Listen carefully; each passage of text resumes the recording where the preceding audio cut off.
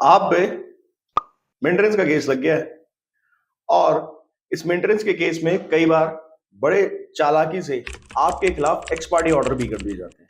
अब आप सोचते हैं हाँ शायद नियम होगा, कानून होगा, मुझे भी पालना करनी चाहिए। पर क्या कभी बैठकर ये सोचा है कि वो जो केस है जिसमें आपको मेंटेनेंस के केस में एक्स पार्टी किया गया है, क्या वो कानून का सहारा लेकर आपके खिलाफ षड्यंत्र तो नहीं है? आपके खिलाफ ऑर्डर बनता नहीं था, आपके खिलाफ जजमेंट बनता नहीं था, बावजूद उसके आपके खिलाफ इस तरह का ऑर्डर करके आपसे मेंटेनेंस की जबरन वसूली की जा रही हो। आज के इस वीडियो में मैं यही बात आप तक पहुंचाने की कोशिश करूंगा। इसलिए दोस्तों कहते हैं हम लोग कि एजुकेटेड हुई। एजुकेटेड जब हो जाएंगे तो सबसे अच्छा एडवांटेज जो आपके पास होता है, बेनिफिट जो आपके पास होता है, वो ये होता है कि कोई कम से कम कोर्ट में खड़ा करके आपको बेवकूफ नहीं बना सकता और आपके खिलाफ बेवकूफी भरी कार्रवाई आपको हो रही है ये पता होगा। अनजाने में आप कोई भी चीज गलत अपने साथ नहीं होने देंगे।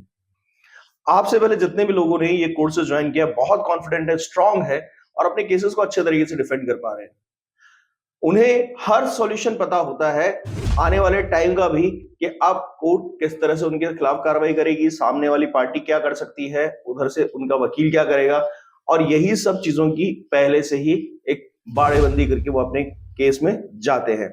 उसका एडवांटेज इन कोर्सेज से ही मिलता है जिसमें मैं और मेरी टीम उनकी जबरदस्त मदद करते हैं। आप अगर इन कोर्सेज का हिस्सा होना चाहते हैं और आप भी चाहते हैं कि इसी तरह से एक स्ट्रॉन्ग हैंड लेकर आप अपने को केस के अंदर जाएं, तो फिर आपको दिए गए व्हाट्सएप नंबर पर संपर्क करना चाहिए और इन कोर्सेज को ज्वाइन कर लेना चाहिए। आप इस वक्त किसी कानूनी समस्या में समाधान चाहते हैं, व्हाट्सएप नंबर पे अपॉइंटमेंट बुक कराइए और फिर उसके बाद आपसे बात की जाएगी। नमस्कार दोस्तों, मैं हूं राहुल जैफ, लीगल ईगल चैनल में आपका स्वागत करता हूं, लीगल ईगल इंडिया चैनल में।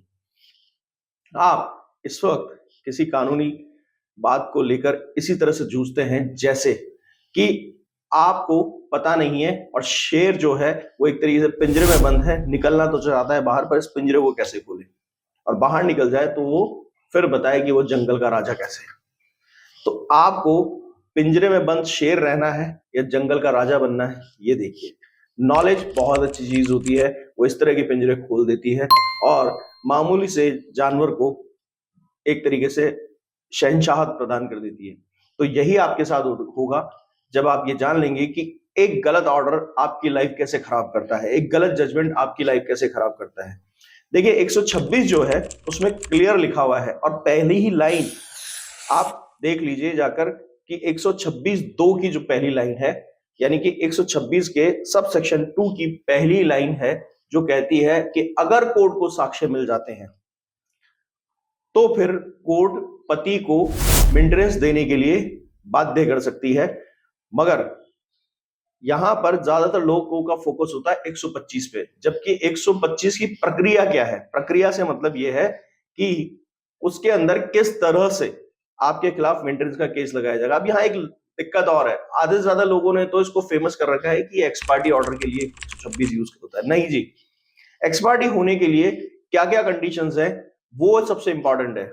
इसीलिए कोर्ट तब तक किसी को एक्स पार्टी नहीं कर सकता, उसमें पहली कंडीशन यह है कि उसके खिलाफ पहले सबूत होने चाहिए कि उसको मेंटेनेंस देना ही पड़ेगा अपनी पत्नी को मेंटेनेंस नहीं दे रहा था। जो शुरू में 125 के शुरुआत में लिखा हुआ है कि पत्नी अगर निग्लेक्टेड है, रिफ्यूज है और इनकेपेबल है, इसके साक्ष्य अगर उसे मिल जाते हैं 125 में, तब वो 126 के हिसाब से पति के खिलाफ कार्रवाई करने के लिए स्वतंत्र रहेगा।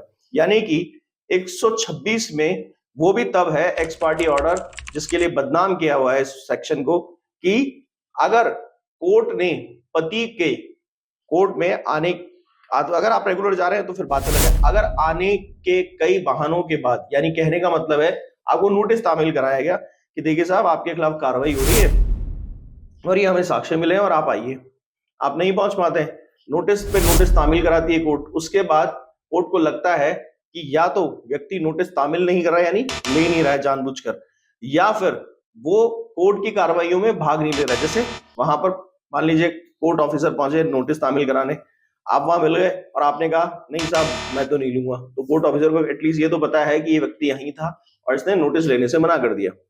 या फिर आपको सूचित तो हो गया है किसी तरीके से, आप सूचित कैसे हो गया है, या तो आपने जाकर खुद ने पता कर लिया, दो चार डेट पे तो चले गए, उसके बाद आपने जाना बंद कर दिया, या नोटिस फिर बाद में तामील कराया गया, आपने लेकर रख लिया और उसके बाद आप नहीं पहुंच रहे। तो जानबूझकर अगर आप कार्रवाइयों में भाग नहीं ले रहे हैं तब एक्स पार्टी होता है। अब क्या होता है, एक डेट पे कोई व्यक्ति नहीं जाता, हाँ साहब एक्स पार्टी कर दिया, अरे साहब उसके पर्सनल रीजंस भी होते हैं, बिजनेस और जो प्रोफेशन है उससे रिलेटेड रीजंस भी होते हैं।